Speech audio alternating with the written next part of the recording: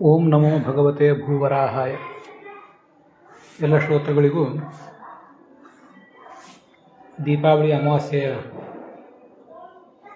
ಶುಭಾಶಯಗಳು. ನಾವೀಗ ಎರಡನೇ ಸ್ಕಂದದ 7ನೇ ಅಧ್ಯಾಯ. ಅಲ್ಲಿ ನಾವೀಗಾಗಲೇ 16ನೇ ಶ್ಲೋಕದವರೆಗೆ ನಮ್ಮ ಶ್ರವಣವನ್ನು ಮುಗಿಸಿದ್ದೀವಿ.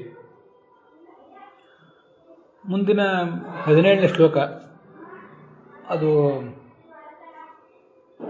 ವಾಮನಾವತಾರದ್ದು. ಅದನ್ನು ನೋಡುವುದಕ್ಕಿಂತ ಮುಂಚೆ ಈ ಹಿಂದೆ ಇದೇ 2ನೇ ಸ್ಕಂದದ 7ನೇ ಅಧ್ಯಾಯದ 1ನೇ ಶ್ಲೋಕದಲ್ಲಿ ವರಾಹ ಅವತಾರದ ಕುರಿತು ಏನು ನೋಡಿದ್ದೀವಿ, ಅದರ ಕುರಿತಾಗಿ ಒಂದಿಷ್ಟು ವಿಮರ್ಶೆಗಳನ್ನು ನಾವೀಗ ನೋಡಬೇಕು.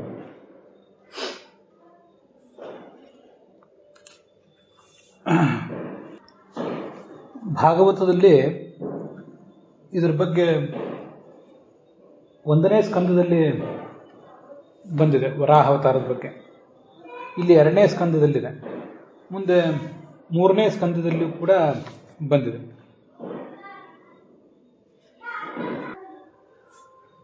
ಮಹಾಭಾರತ ತಾತ್ಪರ್ಯ ನಿರ್ಣಯದಲ್ಲಿಯೂ ಅದರ ವರ್ಣನೆ ಮಾಡಿದ್ದಾರೆ ಆಚಾರ್ಯ. ಇದನ್ನೆಲ್ಲ ನಾವೀಗ ಸ್ವಲ್ಪ ಗಮನಿಸಬೇಕು. ಮತ್ತು ವಿಜಯಧ್ವಜರು ಏನೋ ಒಂದು ಅರ್ಥವನ್ನು ಹೇಳಿದ್ದಾರೆ ಈ 7ನೇ ಅಧ್ಯಾಯದ 1ನೇ ಶ್ಲೋಕದಲ್ಲಿ, ಅದರ ಬಗ್ಗೆ ವಿಮರ್ಶೆ ಮಾಡಬೇಕು. ಈ ಭಗವಂತನ ವರಾಹ ಅವತಾರ 2 ಬಾರಿ ವರ್ಣಿತ ಆಗಿದೆ.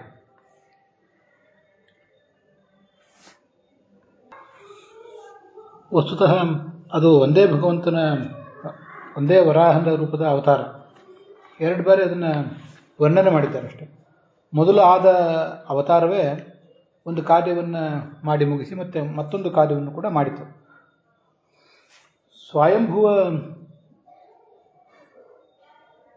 ಮನ್ವಂತರದಲ್ಲಿ ಒಮ್ಮೆ ವರಾಹ ಅವತಾರ ಆಗಿತ್ತು, ಮುಂದೆ ವಯೋಸುತ ಮನ್ವಂತರದಲ್ಲಿ ಮತ್ತೊಂದು ಬಾರಿ ಅದೇ ಕಾಣಿಸಿಕೊಂಡಿತ್ತು, ಅದೇ ವರಾಹವೇ. ಭಾಗವತದ 1ನೇ ಸ್ಕಂದದ 3ನೇ ಅಧ್ಯಾಯದ 7ನೇ ಶ್ಲೋಕದಲ್ಲಿ, 2ನೇ ಸ್ಕಂದದ 7ನೇ ಅಧ್ಯಾಯದ 1ನೇ ಶ್ಲೋಕದಲ್ಲಿ, 3ನೇ ಸ್ಕಂದದ 14ನೇ ಅಧ್ಯಾಯದ 33ನೇ ಶ್ಲೋಕದಲ್ಲಿ, ತಾತ್ಪರ್ಯ ನಿರ್ಣಯದಲ್ಲಿ 3ನೇ ಅಧ್ಯಾಯದಲ್ಲಿ 39ನೇ ಶ್ಲೋಕದಲ್ಲಿ, ಇಷ್ಟು ಕಡೆ ನಾವೀಗ ಸ್ವಲ್ಪ ಗಮನ ಹರಿಸಬೇಕಾಗಿದೆ. 1ನೇ ಸ್ಕಂದದಲ್ಲಿ ಏನು ಬಂದಿತ್ತು ಅಲ್ಲಿ ಹೆಚ್ಚಿನ ವಿಷಯ ಏನೂ ಇಲ್ಲ. ದ್ವಿತೀಯಂತು ಭವಾಯಾಸ್ಯ ರಸಾತಲಗತಾಂ ಮಹೀಂ ಉದ್ಧರಿಷ್ಯನ್ ಉಪಾದತ್ತ ಯಜ್ಞೇಶಃ ಸೌಕರಂ ವಿಭೂ ಅಂತ. ಭೂಮಿ ರಸಾತಲಕ್ಕೆ ಮುಳುಗಿ ಹೋಗಿತ್ತು. ಆಗ ಭೂಮಿಯನ್ನು ಮೇಲೆತ್ತಲಿಕ್ಕಾಗಿ ಅವನು ಯಜ್ಞವರಾಹದ ರೂಪವನ್ನು ತಾಳಿದ ಅಂತಿಷ್ಟು ಅಲ್ಲಿ ಬಂದಿದೆ. 2ನೇ ಸ್ಕಂದದಲ್ಲಿ ಯತ್ರೋದ್ಗತಃ ಕ್ಷಿತಿತಲೋದ್ಧರಣಾಯ ಬಿಭ್ರತ್ ಕ್ರೌಡೀಂ ತನುಂ ಸಕಲ ಯಜ್ಞಮಯೀಮನಂತಹ ಅಂತ. ಈ 2ನೇ ಸ್ಕಂದದಲ್ಲಿ ಏನು ವರ್ಣನೆ ಮಾಡಿದ್ದಾರೆ ಅಲ್ಲಿ ಆ ಹಿರಣ್ಯಾಕ್ಷನನ್ನು ಹೇಗೆ ಕೊಂದ ಅನ್ನೋದ್ರ ಬಗ್ಗೆ ಕೂಡ ಉಲ್ಲೇಖ ಇದೆ. ಆ 1ನೇ ಸ್ಕಂದದಲ್ಲಿ ಭೂಮಿ ಮುಳುಗಿತ್ತು, ಅದನ್ನು ಮೇಲೆತ್ತಿದ ಅಂತ ಇಷ್ಟೇ ಬಂದಿದೆ. ಅಲ್ಲಿ ಆ ರಾಕ್ಷಸನ ಬಗ್ಗೆ ವರ್ಣನೆ ಏನೂ ಬಂದಿಲ್ಲ. ಆದರೆ 2ನೇ ಸ್ಕಂದದಲ್ಲಿ ಸಮುದ್ರ ತಳದಿಂದ ಭೂಮಿಯನ್ನು ಮೇಲೆತ್ತಿ ತರುವಾಗ ಅಲ್ಲಿ ಅವನನ್ನು ತಡೆಯಲಿಕ್ಕೆ ಅಂತ ಹಿರಣ್ಯಾಕ್ಷ ಬಂದ. ಅವನನ್ನು ದಂಷ್ಟ್ರಾದಿಂದ ಹೊಡೆದ. ತಮ್ ದಂಷ್ಟ್ರಯ ಅದ್ರಿಮಿವ ವಜ್ರಧರೋ ದದಾರ. ಇಂದ್ರ ವಜ್ರಾಯುಧದಿಂದ ಪರ್ವತವನ್ನು ಪುಡಿ ಮಾಡುವಂತೆ ಈ ಆದಿದೈತ್ಯ ಹಿರಣ್ಯಾಕ್ಷನನ್ನು ತನ್ನ ದಂಷ್ಟ್ರದಿಂದ, ಕೋರೆ ಹಲ್ಲಿನಿಂದ ಸೀಳಿದ ಅಂತ ವರ್ಣನ ಅಲ್ಲಿ ಬಂದಿದೆ. ಶ್ಲೋಕದಲ್ಲಿ ದಂಷ್ಟ್ರಯ ಅಂತಿದೆ, ಕೋರೆ ಹಲ್ಲಿನಿಂದ ಅಂತ. ಅದಕ್ಕೆ ವಿಜಯಧ್ವಜರು ಮಾಡಿರುವ ವ್ಯಾಖ್ಯಾನವನ್ನು ಆವಾಗ ನಾವು ನೋಡಿದ್ದೇವೆ. ಆದರೆ ಈಗ ಅದರ ವಿಮರ್ಶೆ. ದಂಷ್ಟ್ರ ಅಂದರೆ ಸುದರ್ಶನ ಚಕ್ರ ಮತ್ತು ಗದಾ ಇವೆರಡನ್ನೂ ಇಟ್ಕೊಳ್ಬೇಕು ಅಂತ ವಿಜಯಧ್ವಜರು ಹೇಳಿದ್ದಾರೆ. ಅತ್ರ ದಂಷ್ಟ್ರಾ ಶಬ್ದೇನ ಸುದರ್ಶನ ಗದಾಚ ಉಪಲಕ್ಷ್ಯತೆ ಅಂತ. ಭೂಮಿ ತಾನಾಗೆ ಮುಳುಗಿ ಹೋಗಿತ್ತು, ಅದನ್ನು ಹಿರಣ್ಯಾಕ್ಷ ಏನು ಮುಳುಗಿಸಿರ್ಲಿಲ್ಲ. ಅದನ್ನ ಈ ಭೂವರಾಹ ಮೇಲೆತ್ತಲಿಕ್ಕೆ ಅಂತ ಬಂದಾಗ ಅವನನ್ನು ತಡೀಲಿಕ್ಕೆ ಅಂತ ಬಂದ ಅಷ್ಟೇ ಆ ಹಿರಣ್ಯಾಕ್ಷ. ಆ ಹಿರಣ್ಯಾಕ್ಷನನ್ನ ದಂಶ್ರಯ ದದಾರ, ದಂಶ್ರಯ ಅನ್ನೋ ಶಬ್ದಕ್ಕೆ ವಿಜಯಧ್ವಜರು ದಂಶ್ರಯ ದದಾರ ಅಂತ ಬರೆದು ಗದಯ ವಿದೀರ್ಣ ಗಾತ್ರ ಮುಷ್ಟಿಭಿ ಕರ್ಣಮೂಲೆ ಹತ್ವ ಕಥಾಸು ಮಕರವತ್. ಗದೆಯಿಂದ ಮೊದಲು ಅವನನ್ನು ಹೊಡೆದ, ಮುಂದೆ ಮುಷ್ಟಿಯಿಂದ ಅವನ ಕರ್ಣಮೂಲದಲ್ಲಿ ಹೊಡೆದ ಅಂತ ಇಷ್ಟ ಅರ್ಥ ಮಾಡಿದ್ದಾರೆ. ಆದರೆ ಇದಕ್ಕೆ ವಿಜಯಧ್ವಜರು ಹೆಚ್ಚಿನ ಅರ್ಥ ಹೇಳಿದ್ದಾರೆ ಹೊರತು ಯಾದವಾರರು ಹೆಚ್ಚಿನ ಅರ್ಥಗಳನ್ನೇನು ಹೇಳಲಿಲ್ಲ. ಪುರಾಣಿಕಾಚಾರ್ಯರು ವಿಜಯಧ್ವಜರ ವ್ಯಾಖ್ಯಾನವನ್ನೇ ಒಂದಿಷ್ಟು ಅನುಸರಿಸಿದಂತೆ ಕಾಣಿಸ್ತದೆ. ಆದಿದೈತ್ಯ ಹಿರಣ್ಯಾಕ್ಷನನ್ನ ಕಿವಿಗಳ ಬುಡಕ್ಕೆ ಮುಷ್ಟಿಯಿಂದ ಹೊಡೆದು ಪುಡಿಗೈದ ಅಂತ ಬರೆದಿದ್ದಾರೆ ಅವರು. ಮುಷ್ಟಿಯಿಂದ ಹೊಡೆದು ಅಂತನ್ನುವುದು ಅಲ್ಲಿ ಆ ಶ್ಲೋಕದಲ್ಲಿ ಕಾಣಿಸೋದಿಲ್ಲ. ದಂಶ್ರಯ ಕೋರೆ ಹಲ್ಲಿನಿಂದ ಕೊಂದ ಅಂತಲೇ ಅಲ್ಲಿ ವರ್ಣನ ಇದೆ. ಆ 3ನೇ ಸ್ಕಂದದಲ್ಲಿ ಏನು ಶ್ಲೋಕ ಇದೆ, 14ನೇ ಅಧ್ಯಾಯದ 33 ಮತ್ತು 34ನೇ ಶ್ಲೋಕಗಳು, ಅಲ್ಲಿ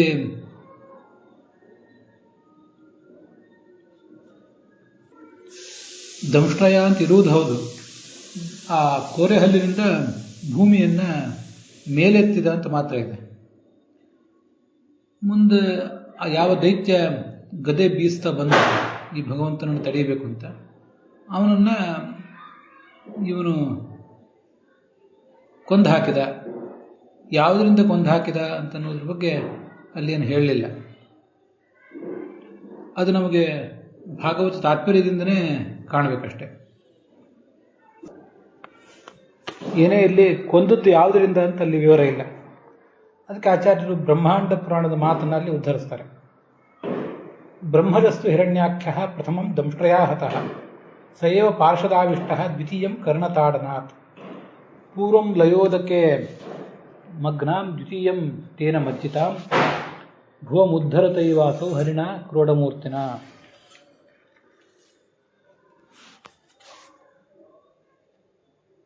ಚತುರ್ಮುಖ ಬ್ರಹ್ಮನಿಂದ ಆದಿ ಹಿರಣ್ಯಾಕ್ಷ ಮೊದಲೊಮ್ಮೆ ಜನಿಸಿದ್ದ. ಭೂಮಿ ನೀರಿನಲ್ಲಿ ಮುಳುಗಿ ಹೋಗಿತ್ತಲ್ಲ, ಭಗವಂತ ಅದನ್ನು ಮೇಲೆತ್ತಲಿಕ್ಕೆ ಅಂತ ಬಂದ, ಮೇಲೆತ್ತಿದ. ಆಗ ಆ ಹಿರಣ್ಯಾಕ್ಷ, ಆದಿ ಹಿರಣ್ಯಾಕ್ಷ ಭಗವಂತನನ್ನು ತಡೀಬೇಕು ಅಂತ ಬಂದ. ಆಗ ಭಗವಂತ ಅವನನ್ನು ದಂಶ್ರಯ ಕೋರೆ ಹಲ್ಲಿನಿಂದ ಸೀಳಿ ಹಾಕಿದ. ಅಂತೂ ಈ ಕೋರೆ ಹಲ್ಲಿನಿಂದ ಸೀಳಿ ಹಾಕಿದ್ದು ಮೊದಲು. ಅವನು ಆದಿ ಹಿರಣ್ಯಾಕ್ಷ.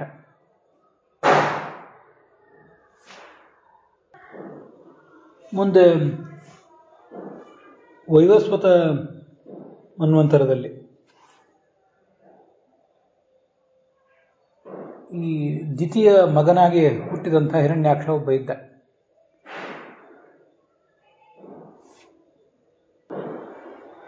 ಹೀಗೆ ದಿತಿಪುತ್ರನಾದ ಹಿರಣ್ಯಾಕ್ಷ ಮತ್ತು ಹಿರಣ್ಯಕಶಿಪುಗಳು ಏನಿದ್ದಾರೆ, ಅದರಲ್ಲಿ ದಿತಿಪುತ್ರನಾಗಿ ಹುಟ್ಟಿದಂತಹ ಹಿರಣ್ಯಾಕ್ಷ ಭೂಮಿಯನ್ನ ತಾನೇ ನೀರಿನಲ್ಲಿ ಮುಳುಗಿಸಿದ್ದ. ಅದಕ್ಕಿಂತ ಮುಂಚೆ ತಾನೇ ಮುಳುಗಿತ್ತದು, ಬೇರೆ ಯಾರು ಅದನ್ನು ಮುಳುಗಿಸಿರಲಿಲ್ಲ. ಇಲ್ಲಿ ಮಾತ್ರ ಇವನು ಭಗವಂತನ ಸೃಷ್ಟಿ ಕಾರ್ಯಕ್ಕೆ ವಿಘ್ನ ತಂದೊಡ್ಡುವ ಒಂದು ದುರುದ್ದೇಶದಿಂದ ಆ ಭೂಮಿಯನ್ನ ತಾನೇ ಮುಳುಗಿಸಿದ. ಭಗವಂತ ಅಲ್ಲಿ ವರಾಹ ರೂಪದಿಂದ ಆವಿರ್ಭವಿಸಿ ಅವನನ್ನು ಸಂಹರಿಸಿದ. ಈ ದಿತಿಪುತ್ರನಾದ ಹಿರಣ್ಯಾಕ್ಷ ಏನಿದ್ದಾನೆ,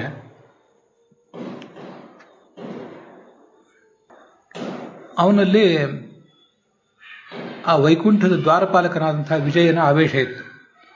ಜಯ ವಿಜಯರು ಸನಕಾದಿಗಳನ್ನು ತಡೆದಿದ್ರು, ಅದರಿಂದ ಅವ್ರಿಗೆ ಶಾಪ ಬಂದಿತ್ತು ಅನ್ನೋದು ನಮ್ಗೆ ಗೊತ್ತಿದೆ.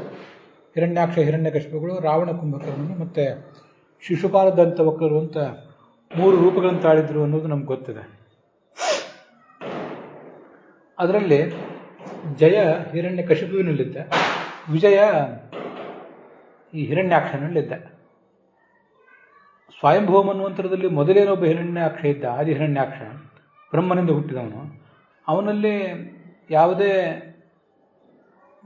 ದೇವತೆ ಆವೇಶ ಇರಲಿಲ್ಲ, ಶುದ್ಧವಾಗಿ ದೈತ್ಯನೇ ಅವನು. ಈಗ ಏನು ಹುಟ್ಟಿದ್ದಾನೆ ದಿತಿಪುತ್ರನಾಗಿ, ಇವನಲ್ಲಿ ಆ ವಿಜಯನ ಆವೇಶ ಇತ್ತು. ಇವನನ್ನ ಆ ವರಾಹ ರೂಪದ ಭಗವಂತ ಕಿವಿಯ ಬುಡದಲ್ಲಿ ಕೈಯಿಂದ ಹೊಡೆದ. ಅದೊಂದು ಮರ್ಮಸ್ಥಾನ ಅಂತ ಕಾಣಿಸ್ತದೆ, ಕಿವಿಯ ಬುಡ. ಸಯೇವ ಪಾರ್ಶ್ವದಾವಿಷ್ಟ ದ್ವಿತೀಯಂ ಕರ್ಣತಾಡನಾಥ್, ಕರ್ಣಕ್ಕೆ ಹೊಡೆದು ಅವನನ್ನು ಕೊಂದು ಹಾಕಿದ. ಕಪಾಳಕ್ಕೆ ಹೊಡೆದು ಕೊಂದಂತನೇ ಅರ್ಥ, ಬೇರೆ ಏನಲ್ಲ.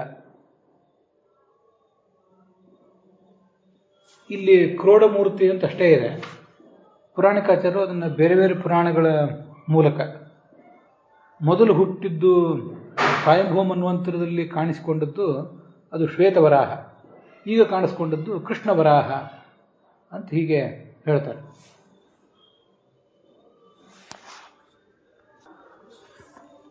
ಅಂತೂ ಇಲ್ಲಿ ಭಾಗವತ ಈ 3ನೇ ಸ್ಕಂದದಲ್ಲಿ ಕೋರೆದಾಡಿಯಿಂದ ಮೇಲೆತ್ತಿದ ಭೂಮಿಯನ್ನ ಅಂತ ಹೇಳಿದೆ ಹೊರತು ಯಾವುದರಿಂದ ಕೊಂದ ಅಂತ ಹೇಳಿಲ್ಲ. ಮತ್ತೆ ಯಾವ ಥರದ ವರಾಹ ಅವನು ಅದನ್ನು ಹೇಳಿಲ್ಲ. ಮೊದಲು ಬಂದವನು ಶ್ವೇತವರಾಹ, ಆಮೇಲೆ ಬಂದವನು ಕೃಷ್ಣವರಾಹ ಅಂತ ಹೇಳ್ತಾರೆ. ಈಗ ನಾವು ಶ್ವೇತವರಾಹ ಕಲ್ಪೆ ಅಂತ ಸಂಕಲ್ಪ ಮಾಡ್ತೀವಲ್ಲ, ಚತುರ್ಮುಖ ಬ್ರಹ್ಮನಿಗೆ 50 ವರ್ಷಗಳು ಕಳೆದಿವೆ ಅನ್ನೋದನ್ನೆಲ್ಲ ನಾವು ಅನುಸಂಧಾನ ಮಾಡ್ಕೊಂಡಿದ್ದೀವಿ ಹಿಂದೆ. ಈಗ ಇನ್ನೊಂದ್ಸರಿ ಮಾಡ್ಕೊಳ್ಬೇಕು. ಅವನಿಗೆ 100 ವರ್ಷ ಆಯುಷ್ಯ, ಪೂರ್ವಾರ್ಧ ಮುಗಿದು ಹೋಗಿದೆ, ಅದರಲ್ಲಿ 50 ವರ್ಷ. ಉತ್ತರಾರ್ಧದಲ್ಲಿ ಮೊದಲ ವರ್ಷದ ಮೊದಲ ದಿನದ ಮೊದಲ ತಿಂಗಳ ಮೊದಲ ದಿನ ಈಗ ನಡೆದಿದೆ. ಮೊದಲ ಹಗಲು ಡೇ, ಅದು 432 ಕೋಟಿ ವರ್ಷದ ಹಗಲು ಚತುರ್ಮುಖ ಬ್ರಹ್ಮನಿಗೆ. ಅದರಲ್ಲಿ ಅದಕ್ಕೇನೆ ಶ್ವೇತವರಾಹ ಕಲ್ಪ ಅಂತ ಹೆಸರು, ದಿನಕಲ್ಪ ಅಂತ ಅದನ್ನು ಕರೀತಾರೆ. ಮನ್ವಂತರ ಕಲ್ಪ, ದಿನಕಲ್ಪ ಮತ್ತು ಮಹಾಕಲ್ಪ ಅಂತ 3 ಥರದ ಕಲ್ಪಗಳು. ಮನ್ವಂತರ ಕಲ್ಪ ಅಂದರೆ 30 ಕೋಟಿ ವರ್ಷ, ದಿನಕಲ್ಪ ಅಂದರೆ 432 ಕೋಟಿ ವರ್ಷ. ಅದನ್ನೇ ಮತ್ತು ರಾತ್ರಿಗೂ ಇಟ್ಕೊಂಡ್ರೆ ಅದು 864 ಆಗ್ತದೆ. ಮಹಾಕಲ್ಪ ಅಂದರೆ 31,104,000 ಕೋಟಿ ವರ್ಷ ಚತುರ್ಮುಖ ಬ್ರಹ್ಮನ ಆಯುರ್ಮಾನ. ಮಹಾಪ್ರಳಯವೂ ಕೂಡ 31,104,000 ಕೋಟಿ ವರ್ಷಗಳದ್ದೇ ಆಗಿರ್ತದೆ. ಅಂತೂ ಚತುರ್ಮುಖ ಬ್ರಹ್ಮನ ಈಗಿನ ಹಗಲೇನಿದೆ, ಆ ಹಗಲಿಗೆ ಶ್ವೇತವರಾಹ ಕಲ್ಪ ಅಂತ ಹೆಸರು. ಯಾಕೆಂದರೆ ಆ ಹಗಲಿನಲ್ಲಿ 14 ಮನ್ವಂತರಗಳು ಬರ್ತವೆ, ನಮಗದು ಗೊತ್ತಿದೆ. ಆ 14 ಮನ್ವಂತರಗಳಲ್ಲಿ ಮೊದಲನೇದ್ದೇ ಸ್ವಯಂಭುವ ಮನ್ವಂತರ. ಆ ಸ್ವಯಂಭುವ ಮನ್ವಂತರದಲ್ಲೇ ಮೊದಲು ಆದದ್ದು ಈ ಶ್ವೇತವರಾಹನ ಆವಿರ್ಭಾವ. ಭೂಮಿ ತಾನಾಗಿ ಮುಳುಗಿ ಹೋಗಿತ್ತಾದ್ರಿಂದ ಅದನ್ನು ಮೇಲೆತ್ತಲಿಕ್ಕೆ ಆತ ಬರಬೇಕಾಯಿತು. ಮತ್ತೆ ಅದನ್ನು ತಡೀಲಿಕ್ಕೆ ಬಂದಂಥ ಹಿರಣ್ಯಾಕ್ಷನನ್ನು ಕೂಡ ಅವನು ಸದೆ ಬಡಿದ. ಇದು ಕಥೆ. ಹೀಗೆ ಶ್ವೇತವರಾಹ ರೂಪದಿಂದ ಭಗವಂತ ಅಲ್ಲಿ ಅವತರಿಸಿದ್ರಿಂದ ಅವನ ಹೆಸರಿನಿಂದ ಅದು ಪ್ರಸಿದ್ಧವಾಯಿತು. ಅದಕ್ಕೆ ಶ್ವೇತವರಾಹ ಕಲ್ಪ ಅಂತ ಅದನ್ನು ಕರೀತಾರೆ. ನಾವು ಸಂಕಲ್ಪದಲ್ಲಿ ಹಾಗೆ ಹೇಳ್ತೀವಿ, ಶ್ವೇತವರಾಹ ಕಲ್ಪೆ, ಶ್ವೇತವರಾಹ ಕಲ್ಪೆ. ಅದರಲ್ಲೇ ವೈವಸ್ವತ ಮನ್ವಂತರೆ. ಶ್ವೇತವರಾಹ ಕಲ್ಪದಲ್ಲಿ ಒಟ್ಟು 14 ಮನ್ವಂತರಗಳಿವೆ.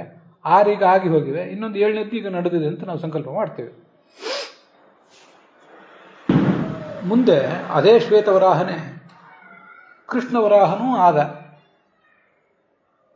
ಈ ದ್ವಿತೀಯ ಮಗನಾಗಿ ಜನಿಸಿದ ಹಿರಣ್ಯಾಕ್ಷನನ್ನ ಕಿವಿಯ ಬುಡಕ್ಕೆ ಹೊಡೆದು ಸದೆ ಬಡಿದ ಅಂತ ನಾವು ತಿಳ್ಕೊಳ್ಬೇಕು. ಇಲ್ಲಿ ಒಬ್ಬನೇ ವರಾಹ, ಆ ಒಬ್ಬನೇ ವರಾಹನೇ ಮೊದಲು ಶ್ವೇತನಾಗಿ ಕಾಣಿಸ್ಕೊಂಡಿದ್ದ, ಈ ಕೃಷ್ಣನಾಗಿ ಕಾಣಿಸ್ಕೊತಿದ್ದಾನೆ.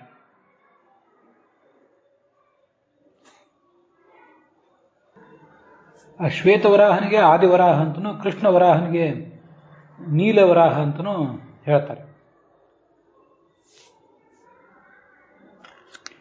ಮಹಾಭಾರತ ತಾತ್ಪರ್ಯ ನಿರ್ಣಯದಲ್ಲಿ 3ನೇ ಅಧ್ಯಾಯದ 39ನೇ ಶ್ಲೋಕದಲ್ಲಿ ಹೇಗೆ ಕೊಂದ ಅಂತನ್ನುವುದನ್ನು ಏನು ಹೇಳಲಿಲ್ಲ. ಮತ್ತು ಅಲ್ಲಿ ಪುರಾಣಿಕಾಚಾರ್ಯರು ಕೂಡ ಅನುವಾದದಲ್ಲಿ ಏನು ಅದನ್ನು ವಿವರಿಸಿಲ್ಲ. ಶ್ಲೋಕದ ಅನುವಾದದಲ್ಲಿ ಅದು ಬರದೇ ಹೋದರೂ ಕೂಡ ವಿವರ ಅವರು ಕೊಟ್ಟಿದ್ದಾರೆ. ಅದನ್ನು ವಾದಿರಾಜರ ವ್ಯಾಖ್ಯಾನಕ್ಕೆ ಅನುಸಾರವಾಗಿ ಕೊಟ್ಟಿದ್ದಾರೆ. ಆದಿ ದೈತ್ಯನನ್ನ, ಆದಿ ಹಿರಣ್ಯಾಕ್ಷನನ್ನ ಕೋರೆದಾಡಿಯಿಂದ ಸೀಳಿದ್ದು ಹೌದು. ಮುಂದೆ ದ್ವಿತೀಯ ಪುತ್ರ ಹಿರಣ್ಯಾಕ್ಷನನ್ನ ಕಿವಿಯ ಬುಡಕ್ಕೆ ಕೈಯಿಂದ ಹೊಡೆದು ಕೊಂದದ್ದು ಕೂಡ ಆ ವಿವರಣದಲ್ಲಿ ಕಾಣಿಸ್ತದೆ. ಗೋವಿಂದಾಚಾರ್ಯ ಹೇಳುವಂತೆ ತೇನೈವ ವರಾಹ ರೂಪೇಣ ಜಗಾನ, ಅದೇ ವರಾಹವೇ ಮೊದಲು ಶ್ವೇತ ವರಾಹವಾಗಿತ್ತು, ಶ್ವೇತ ಬಣ್ಣದಿಂದ ಕೂಡಿತ್ತು. ಈಗ ಅದೇ ವರಾಹವೇ ನೀಲವರ್ಣದಿಂದ ಅಥವಾ ಕೃಷ್ಣ ವರ್ಣದಿಂದ ಕೂಡಿದೆ ಅಷ್ಟೆ. ಹೀಗೆ ಅದೇ ಭಗವಂತನ ರೂಪ, ವರಾಹ ರೂಪವೇ, ಮತ್ತು ಅದೇ ತಮೇವ ಹಿರಣ್ಯಾಕ್ಷಂ, ಅವನೇ ಹಿರಣ್ಯಾಕ್ಷ. ಹಿಂದೆ ಅವನು ಯಾವುದೇ ದೇವತೆ ಆವೇಶ ಇಲ್ಲದೇನೆ ಒಬ್ಬನೇ ಹುಟ್ಟಿದ್ದ ಬ್ರಹ್ಮನಿಂದ. ಈಗ ಅದೇ ದೈತ್ಯ ವಿಜಯನ ಆವೇಶವನ್ನು ಪಡೆದು ದಿತಿ ಮತ್ತು ಕಶ್ಯಪರ ಮಗನಾಗಿ ಜನಿಸಿದ್ದಾನಷ್ಟೆ. ಅಲ್ಲಿ ನರಸಿಂಹ ಪುರಾಣದ ಮಾತೊಂದನ್ನು ಉದ್ಧರಿಸಿದ್ದಾರೆ ಗೋವಿಂದಾಚಾರ್ಯರು. ಅದು ತುಂಬಾ ಆಸಕ್ತಿದಾಯಕವಾಗಿದೆ. ಈ ಭೂಮಿಯನ್ನು ಭಗವಂತ ಸೃಷ್ಟಿಸಿದ್ದಾನಲ್ಲ, ಇದೇ ಭೂಮಿಯಲ್ಲೇ ಇದ್ದು ಈ ಮನುಷ್ಯರೆಲ್ಲ ದೇವತೆಗಳ ಕುರಿತು ಯಜ್ಞ ಮಾಡ್ತಾರೆ. ಆದ್ರಿಂದ ದೇವತೆಗಳಿಗೆ ಬಲ ಬರ್ತದೆ, ಅವರು ಈ ಮನುಷ್ಯರನ್ನು ಕಾಪಾಡ್ತಾರೆ. ಆದ್ರಿಂದ ಈ ಭೂಮಿಯನ್ನೇ ಮುಳುಗಿಸಿಬಿಡ್ತೇನೆ ಅಂತ ಆಲೋಚನೆ ಮಾಡಿ, ಆ ಭೂಮಿಗೆ ಏನೊಂದು ಧಾರಣಾ ಶಕ್ತಿ ಇದೆ, ಅದನ್ನ ಕಳೆದು ಒಂದು ಸ್ಥಳದಲ್ಲಿ ಸ್ಥಿರವಾಗಿ ನಿಲ್ಲುವ ಶಕ್ತಿಯೇ ಧಾರಣಾ ಶಕ್ತಿ. ಅದನ್ನೇ ಗುರುತ್ವಾಕರ್ಷಣ ಶಕ್ತಿ ಅಂತ ನಾವು ತಿಳ್ಕೋಬೇಕು ಅಂತ ಬರೆದಿದ್ದಾರೆ ಗೋವಿಂದಾಚಾರ್ಯ. ಆಕೃಷ್ಟಿ ಶಕ್ತಿಶ್ಚ ಮಹಿ ಅಂತ ಆ ಷಟ್ಪ್ರಶ್ನ ಉಪನಿಷತ್ತಿನಲ್ಲಿ ಎಲ್ಲಿ ಒಂದು ಕಡೆ ಉಲ್ಲೇಖವೂ ಇದೆ. ಷಟ್ಪ್ರಶ್ನದಲ್ಲಿ ಹಾಗೆ ಬರ್ತದೆ ಅಂತ ಎಲ್ಲೋ ಒಂದು ಕಡೆ ಕೇಳಿದ್ದಷ್ಟೇ, ಅದೇನು ನನಗೆ ನೆನಪಿಗೆ ಬರ್ತದೆ. ಎಲ್ಲಿ ಅಂತ ನಾನು ಅದನ್ನು ನೋಡಿದ್ದು ನೆನಪಿಗೆ ಬಂದಿಲ್ಲ. ಪುರಾಣದಲ್ಲಂತೂ ಹೀಗಿದೆ, ಗುರುತ್ವಾಕರ್ಷಣ ಶಕ್ತಿ ಅಥವಾ ಧಾರಣಾ ಶಕ್ತಿ ಭೂಮಿಗಿತ್ತು ಅಂತ. ಹೀಗೆ ಒಬ್ಬನೇ ದೈತ್ಯ ಬೇರೆ ಬೇರೆ ಸಂದರ್ಭದಲ್ಲಿ ಹುಟ್ಟಿದ್ದ, ಒಬ್ಬನೇ ದೇವ.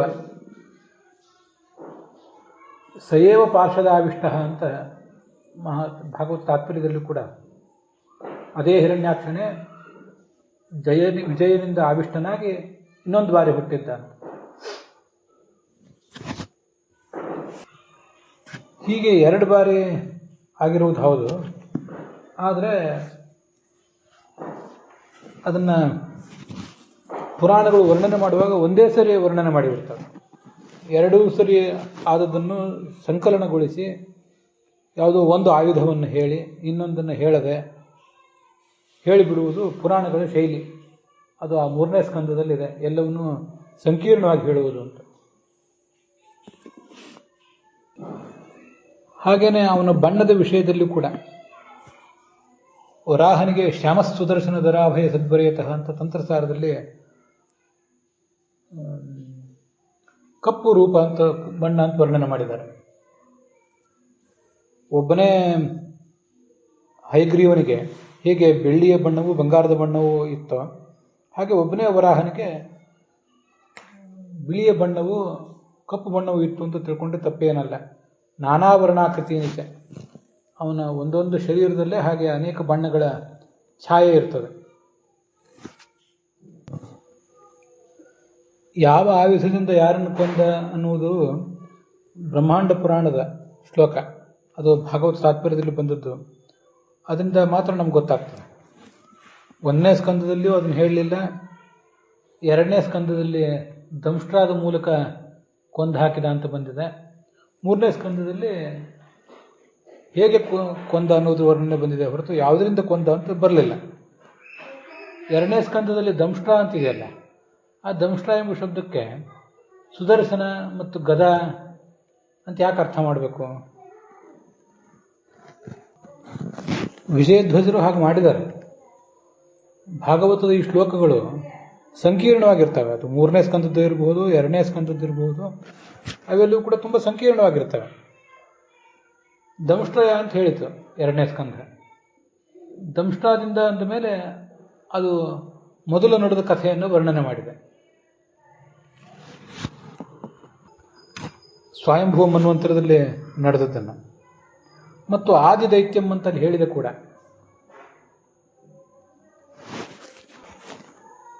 ಅಂತರ್ಮಹಾರ್ಣವ ಉಪಾಗತಂ ಆದಿದೈತ್ಯಂ ಅಂತ. ಭೂಮಿ ತಾನೇ ಮುಳುಗಿ ಹೋಗಿತ್ತು, ಅದನ್ನ ಎತ್ತಬೇಕು ಅಂತ ಭಗವಂತ ಬಂದ. ಆಗ ಈ ಆದಿದೈತ್ಯ ಹಿರಣ್ಯಾಕ್ಷ ಅಲ್ಲಿಗೆ ಬಂದ. ಭಗವಂತನನ್ನು ತಡಲಿಕ್ಕೆ ಪ್ರಯತ್ನ ಪಟ್ಟ. ಅವನನ್ನು ದಂಷ್ಟ್ರಾದಿಂದ ಕೊಂದು ಹಾಕಿದ ಭಗವಂತ. ಹೀಗೆಲ್ಲ ಅಲ್ಲಿ ಬಂದಿರೋದ್ರಿಂದ ಇದು ಸ್ವಯಂಭವ ಮನ್ವಂತರದಲ್ಲಿ ನಡೆದ ಕಥೆ ಅಂತ ಅದನ್ನು ನೋಡಿ ನಾವು ತಿಳ್ಕೊಳ್ಬಹುದು. 2 ಬಾರಿ ಬೇರೆ ಬೇರೆ ಸಂದರ್ಭದಲ್ಲಿ ಆದ ವರಾಹ ಅವತಾರವನ್ನು ನಾವು ತಿಳ್ಕೊಳ್ಳಿಕ್ಕೆ ಬೇರೆ ಬೇರೆ ಮೂಲಗಳಿವೆ. ಅದು 2 ಬಾರಿ ವ್ಯಕ್ತ ಆಯ್ತಷ್ಟೇ, ಅದನ್ನು ತಿಳ್ಕೊಳ್ಳಿಕ್ಕೆ ಈಗ ಮೂಲಗಳಿವೆ. ಬ್ರಹ್ಮಾಂಡ ಪುರಾಣ ಇದೆ, ಭಾಗವತದಲ್ಲೇ 2-3 ಕಡೆ ಅದು ಬಂದಿದೆ. ಇಲ್ಲಿ 2ನೇ ಸ್ಕಂದದಲ್ಲಿ ಬಂದ ಆ ಒಂದು ಶ್ಲೋಕಕ್ಕೆ ದಂಷ್ಟ್ರ ಅನ್ನೋ ಶಬ್ದಕ್ಕೆ ಕೋರೆಹಲ್ಲು ಅನ್ನೋ ಅರ್ಥವನ್ನು ಬಿಟ್ಟು ಸುದರ್ಶನ ಮತ್ತು ಗದಾ ಅಂತ ಅರ್ಥ ಇಟ್ಕೋಬೇಕು ಅಂತ ವಿಜಯಧ್ವಜರು ಹೇಳಿ, ದಂಷ್ಟ್ರಯ ದದಾರ, ಕೋರೆಹಲ್ಲಿನಿಂದ ಸೀಳಿದ ಅಂದರೆ ಗದೆಯಿಂದ ಆ ಹಿರಣ್ಯಾಕ್ಷನನ್ನು ಹೊಡೆದು ಕೆಳಗೆ ಬೀಳಿಸಿ ಮತ್ತೆ ಮುಷ್ಟಿಗಳಿಂದ ಆತನ ಕರ್ಣಮೂಲದಲ್ಲಿ ಹೊಡೆದ ಅಂತ ಅರ್ಥ ಮಾಡುವುದು. ಇದೆಲ್ಲ ಯಾಕೆ ಮಾಡಬೇಕು? ವಿಜಯಧ್ವಜರ ವ್ಯಾಖ್ಯಾನ ಏನೂ ನನಗೆ ಸರಿ ಕಾಣಲಿಲ್ಲ. ಇಲ್ಲಿ ವಿಜಯಧ್ವಜರು 2 ವರಾಹಾವತಾರಗಳ ಬಗ್ಗೆ ಇರುವಂಥ ವಿವರಗಳನ್ನು ಒಂದು ಕಡೆ ಸಂಗ್ರಹಿಸಿ ಇಲ್ಲಿ ಹೇಳ್ತಿದ್ದಾರೆ ಅಂತ ನಾವೇನಾದ್ರು ತಿಳ್ಕೋಬಹುದು. ಕೋರೆಹಲ್ಲಿನಿಂದ ಮೊದಲು ಕೊಂದಿದ್ದ, ಈಗ 2ನೇ ಪ್ರಸಂಗದಲ್ಲಿ ಕಿವಿಯ ಬುಡಕ್ಕೆ ಬಡಿದ ಅಂತ. ಅವೆರಡನ್ನು ಹೇಳುವ ಉದ್ದೇಶ ಅವರಿಗಿದೆ ಅಂತ ಆದರೆ 2 ಕಥೆಗಳನ್ನು ಒಟ್ಟಿಗೆ ಈ ಒಂದು ಶ್ಲೋಕದಲ್ಲೇ 2ನೇ ಸ್ಕಂದದ 7ನೇ ಅಧ್ಯಾಯದ ಈ ಶ್ಲೋಕದಲ್ಲೇ 2 ಕಥೆಗಳನ್ನು ಕಾಣುವ ಉದ್ದೇಶ ವಿಜಯಧ್ವಜರಿಗಿದ್ದರೆ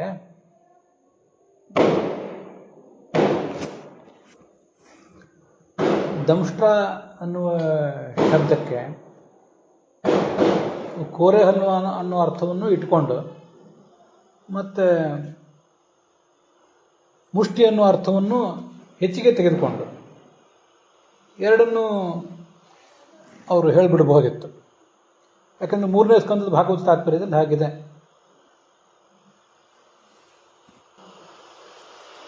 ಅಂತೂ ಕೋರೆಹಲ್ಲು ಬೇಕು ಮೊದಲನೇ ಪ್ರಸಂಗಕ್ಕೆ, ಮುಷ್ಟಿ ಬೇಕು 2ನೇ ಪ್ರಸಂಗಕ್ಕೆ. ಅದನ್ನು ಬಿಟ್ಟು ವಿಜಯಧ್ವಜರು ಕೋರೆಹಲ್ಲು ಅನ್ನೋ ಅರ್ಥವನ್ನೇ ಬಿಟ್ಟು ಅದಕ್ಕೆ ಗದಾ ಮತ್ತು ಸುದರ್ಶನ ಅಂತ ಅರ್ಥ ಮಾಡಿ, ಗದೆಯಿಂದ ಅವನನ್ನು ಹೊಡೆದು ಕೆಳಗೆ ಬೀಳಿಸಿದ, ಗದೆಯ ವಿದೀರ್ಣ ಗಾತ್ರಂ, ಗದೆಯಿಂದ ಅವನ ಶರೀರ ನುಚ್ಚು ನೂರಾಯಿತು ಅಂತಿಷ್ಟು ಬರೀತಾರಲ್ಲ. ಗದಾ ಅಂಥೇಳಿ ಭಾಗವತದಲ್ಲೆಲ್ಲೂ ಇಲ್ಲ, ಭಾಗವತ ತಾತ್ಪರ್ಯದಲ್ಲೂ ಇಲ್ಲ. ಎಲ್ಲಿಂದ ಗದಾ ಅಂತ ಸೇರಿಸ್ತಾರೆ? ಯಾಕೆ ಸೇರಿಸ್ತಾರೆ ವಿಜಯಧ್ವಜರು? ಅದ್ಯಾಕೋ ನಮಗೆ ಸಮಾಧಾನ ಕೊಡೋದಿಲ್ಲ. ಮತ್ತೆ ಮುಷ್ಟಿಗಳಿಂದ ಕರ್ಣ ಮೂಲದಲ್ಲಿ ಹೊಡೆದ ಅಂತ ಹೇಳಿದ್ದಾರೆ, ಅದೊಂದಷ್ಟೇನು ಒಪ್ಪಬೇಕಾದ ವಿಚಾರ. ಯಾಕಂದರೆ ಅದು 2ನೇ ಅವತಾರ ಪ್ರಸಂಗಕ್ಕೆ ಬೇಕು. ಇನ್ನು ಸುದರ್ಶನ ಅಂತ ಬೇರೆ ಒಂದು ಅರ್ಥ ಹೇಳಿದಾರಲ್ಲ, ಸುದರ್ಶನ ಚಕ್ರ ಅಂತ ಬೇರೆ ಅರ್ಥ ಇಟ್ಕೊಂಡಿದ್ದಾರೆ ದಂಷ್ಟ್ರ ಎಂಬ ಶಬ್ದ. ಇದೆಲ್ಲ ಯಾವ ವ್ಯಾಕರಣಕ್ಕೂ ತರ್ಕಶಾಸ್ತ್ರಕ್ಕೂ ಹೊಂದುವ ವಿಚಾರಗಳಲ್ಲ. ನಮ್ಮ ಮನಸ್ಸಿನಲ್ಲಿ ಇದ್ದುದನ್ನು ಭಾಗವತದಲ್ಲಿ ಓದಿದಂತ ಆಗ್ತದೆ ಅಷ್ಟೇ. ವಿಜಯಧ್ವಜರು ದಂಷ್ಟ್ರ ಶಬ್ದಕ್ಕೆ ಸುದರ್ಶನ ಅಂತೂ ಅರ್ಥ ಇಟ್ಕೋಬೇಕು, ಗದಾ ಅಂತನೂ ಅರ್ಥ ಇಟ್ಕೋಬೇಕು ಅಂತ 2ನ್ನು ಬರೆದು ಮುಂದೆ ಅದನ್ನು ವಿವರಣೆ ಮಾಡುವಾಗ ಗದೆಯಿಂದ ಅವನ ಶರೀರವನ್ನು ಕೆಡವಿ ಮುಷ್ಟಿಗಳಿಂದ ಹೊಡೆದ ಅಂತ ಬರೀತಾರೆ. ಹಾಗಾದರೆ ಸುದರ್ಶನ ಮತ್ತು ಗದಾ ಅಂತ 2 ಅರ್ಥ ಇಟ್ಕೊಂಡಿದ್ದಾರಲ್ಲ ದಂಷ್ಟ್ರ ಎಂಬ ಶಬ್ದಕ್ಕೆ, ಗದಾ ಎಂಬ ಅರ್ಥವನ್ನು ಇಟ್ಕೊಂಡಿದ್ದು ಸಾರ್ಥಕ ಆಯಿತು. ಅದಕ್ಕೆ ಪ್ರಮಾಣ ಇಲ್ಲದೇ ಇರಬಹುದು ಅಂತ ಅವ್ರು ತೊಗೊಂಡದ್ದನ್ನು ಸಾರ್ಥಕ. ಗದೆಯಿಂದ ಅವನ ಶರೀರವನ್ನು ಮೊದಲು ಮರ್ದಿಸಿದ ಅಂತ. ಸುದರ್ಶನ ಅನ್ನೋ ಅರ್ಥವನ್ನು ಇಟ್ಕೊಂಡ್ರೆ ಯಾಕೆ? ಅದರ ಲಾಭ ಏನು ಅಂತ ಗೊತ್ತಾಗೋದಿಲ್ಲ. ಮುಂದೆ 3ನೇ ಸ್ಕಂದದಲ್ಲಿ ಸುನಾಭ ಸಂದೀಪಿತ ದೀಪ್ತ ಮನ್ಯು ಅಂತ ಒಂದು ಶಬ್ದ ಇದೆ. ಅದಕ್ಕೆ ಒಬ್ಬೊಬ್ಬರು ಒಂದೊಂದು ರೀತಿ ವ್ಯಾಖ್ಯಾನ ಮಾಡಿಟ್ಟಿದ್ದಾರೆ. 3-4 ವ್ಯಾಖ್ಯಾನಗಳು ಕೇಳಿ ಬರ್ತವೆ. ಯಾದವಾರದೊಂದು ವ್ಯಾಖ್ಯಾನ, ವಿಜಯಧ್ವಜರದೊಂದು ವ್ಯಾಖ್ಯಾನ, ಹೀಗೆಲ್ಲ. ಅದಕ್ಕೆ ಅನುವಾದ ಮಾಡುವಾಗಲೂ ಕೂಡ ಈ ವ್ಯಾಖ್ಯಾನಗಳನ್ನು ಬಿಟ್ಟು ಅನುವಾದ ಮಾಡಲಿಕ್ಕೆ ಸಾಧ್ಯ ಆಗೋದಿಲ್ಲ. ಆದ್ದರಿಂದ ಆ ಅನುವಾದವು ಮತ್ತೆ ಗೊಂದಲಕ್ಕೆ ಕಾರಣ ಆಗುವಂತಲೇ ಇದೆ. ಬೇಗನೆ ಹಿರಣ್ಯಾಕ್ಷರನ್ನು ವಧ ಮಾಡು, ವಿಳಂಬ ಯಾಕೆ ಅಂತ ಸುದರ್ಶನ ಚಕ್ರ ಪ್ರಾರ್ಥನೆ ಮಾಡಿತು. ಆಗ ವರಾಹನ ಕೋಪ ವ್ಯಕ್ತ ಆಯಿತು. ಆ ಕೋಪದಿಂದ ಸುದರ್ಶನ ಚಕ್ರದಂತೆ ಉರಿಯಿತ ಕೋರೆದಾಡಿಯಿಂದ ವರಾಹ ಆ ಹಿರಣ್ಯಾಕ್ಷರನ್ನು ಸೀಳಿ ಹಾಕಿದ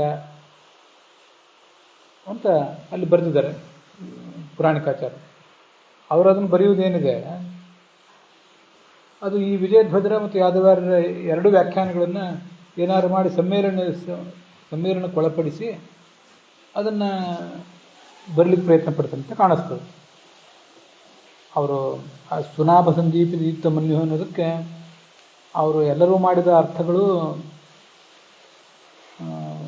ಯಾವುದೇ ಪ್ರಮಾಣದ ಆಧಾರದಿಂದ ನಿಂತಿಲ್ಲ. ಹಾಗಿರುವಾಗ ಅವುಗಳಿಗೊಂದು ಬೇರೆ ಅರ್ಥ ಹೇಳುವುದೇ ಯೋಗ್ಯವಾಗಿ ಕಾಣಿಸ್ತದೆ. ಅದು ಮುಂದೆ ನೋಡೋಣ. ಅಂತೂ ಅಲ್ಲಿ ಸುನಾಭ ಅಂದರೆ, ನಾಭ ಅಂದರೆ ಕೇಂದ್ರ ಸ್ಥಾನ, ಅದಕ್ಕೆ ಸುನಾಭ ಅಂದರೆ ಚಕ್ರ ಅಂತ ಹೀಗೊಂದು ಅರ್ಥ ಬರುವ ಒಂದು ಸಾಧ್ಯತೆ ಇದೆ. ಅದನ್ನು ಈ ವಿಜಯಧ್ವಜರು ಇಲ್ಲಿ ಚಕ್ರ ಅಂತ ಅರ್ಥ ತಗೊಂಡ್ರು ಹೇಗೆ? ಅಂತೂ ಚಕ್ರ ಅನ್ನೋದಕ್ಕೆ ಬೇಕಾಗೇ ಇಲ್ಲ ಅಲ್ಲಿ. ಗದೆಯೂ ಬೇಕಾಗಿಲ್ಲ. ಗದೆ ಮತ್ತು ಚಕ್ರಗಳನ್ನು ಎರಡನ್ನೂ ದಂಷ್ಟಾಯುಮ ಶಬ್ದದಿಂದ ಇಟ್ಕೊಂಡು ಮತ್ತಷ್ಟು ಅದು ಗೊಂದಲಕ್ಕೆ ಕಾರಣ ಆಗುವಂತೆ ಮಾಡಿದ್ದಾರೆ ವಿಜಯಧ್ವಜರು. ನಾನು ಗಮನಿಸ್ಬೇಕು, ನೀವು ವಿಜಯಧ್ವಜರು ಮಾಡಿದ್ದಾರೆ ಅಂತ ನಾನು ಹೇಳೋದಿಲ್ಲ. ಅಂತೂ ವಿಜಯಧ್ವಜರದು ಅಂತ ಖ್ಯಾತವಾದ ಗ್ರಂಥದಲ್ಲಿ ಹೀಗೆ ಕಾಣಿಸ್ತದೆ. ಅನೇಕ ವ್ಯಾಖ್ಯಾನಗಳು ವಿಜಯಧ್ವಜರ ಮಾತಾಗಿರ್ಲಿಕ್ಕಿಲ್ಲ ಅಂತಲೇ ಕಾಣಿಸ್ತದೆ ನಮಗೆ. ಯಾರೋ ಅವರ ಹೆಸರಿನಲ್ಲಿ ಬರೆದು ಕೆಲವನ್ನ ಸರಿಯಾಗಿಯೂ ಕೆಲವನ್ನು ತಪ್ಪಾಗಿಯೂ ಮುದ್ರಿಸಿದಂತೆ ಕಾಣಿಸ್ತದೆ. ಅದನ್ನು ಗೋವಿಂದಾಚಾರ್ಯ ಮೊದಲಾದವರು ಹೇಳ್ತಾನೆ ಇದ್ದಾರೆ ಬಹಳ ಕಾಲದಿಂದ. ನಮ್ಮಂಥವ್ರ ಗಣನೆಗೆ ಈಗ ಅದು ಬಂದಿದೆ ಅಷ್ಟೆ. ಆದ್ದರಿಂದ ಆ 2ನೇ ಸ್ಕಂದದ 7ನೇ ಅಧ್ಯಾಯದ 1ನೇ ಶ್ಲೋಕದ ಆ ವಿಜಯಧ್ವಜಿಯ ವ್ಯಾಖ್ಯಾನದ ಬಗ್ಗೆ ನಮಗೊಂದಿಷ್ಟು ಸಂಯಮದ ಪರಿಶೀಲನೆ ಬೇಕು ಅಂತ ವಿದ್ವಾಂಸರ ಹತ್ರ ವಿನಂತಿ ಮಾಡ್ಕೋತೇನೆ. ಮತ್ತಷ್ಟೇನಾದರೂ ಇದ್ರ ಬಗ್ಗೆ ತಿಳಿದು ಬಂದರೆ ಇನ್ನು ಮುಂದೆ ಹೇಳುವ ಪ್ರಯತ್ನ ಮಾಡ್ತೇನೆ. ಅಲ್ಲಿಗೆ ಈ ಭಾಗ ಸಮಾಪ್ತವಾಗಿದೆ. ಹುಸಿಯ ನಾಡಿ ಹೊಟ್ಟೆ ಹೊರೆವ, ವಿಷಯದಲ್ಲಿ ರಸಿಕನೆಂದು ಹುಸಿಗೆ ಹಾಕದಿರುವ ಇನ್ನು ಶ್ರೀಕೇಶನೇ, ಈಶನಿನ್ನ ಚರಣ ಭಜನೆ ಆಸೆಯಿಂದ ಮಾಡುವೆ, ದೋಷ ರಾಶಿ ನಾಶ ಮಾಡು ಶ್ರೀಶಕೇಶವ. ಶ್ರೀಕೃಷ್ಣಾರ್ಪಣ ಮಸ್ತು.